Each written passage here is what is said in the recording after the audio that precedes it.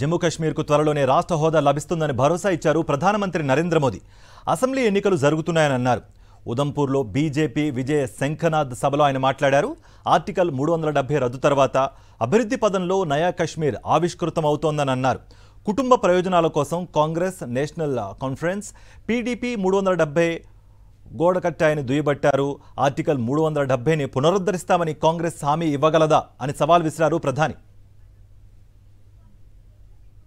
मैं चुनौती देता हूं, हिंदुस्तान की कोई पॉलिटिकल पार्टी हिम्मत करके आ जाए, विशेष करके मैं कांग्रेस को चुनौती देता हूं, वो घोषणा करे वो 370 को वापस लाएंगे, ये देश उनका मुंह तक देखने को तैयार नहीं होगा।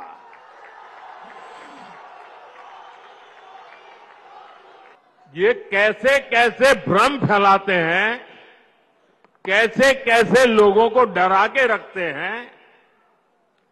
ये कहते थे 370 हटी तो आग लग जाएगी, जम्मू कश्मीर हमें छोड़ के चला जाएगा।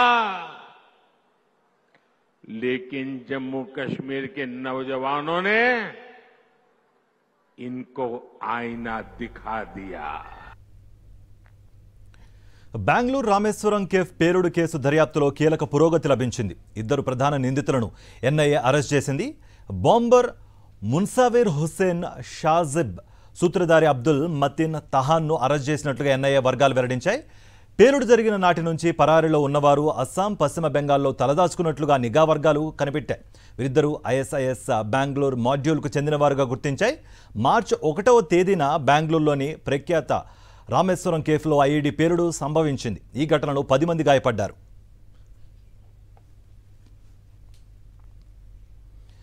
హిమాచల్ ప్రదేశ్ మంత్రి, కాంగ్రెస్ నేత విక్రమాదిత్య సింగ్పై మండి బీజేపీ అభ్యర్థి కంగనా రనౌత్ వ్యాఖ్యలు వివాదాస్పదం రాజేస్తున్నాయి.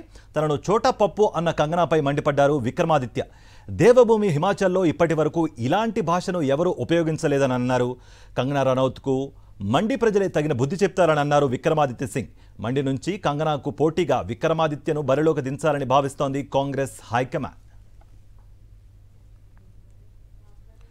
ముఖ్యమంత్రి అరవింద్ కేజ్రీవాల్ అరెస్ట్తో ఢిల్లీ పాలిటిక్స్ మరింత హీటెక్కాయి.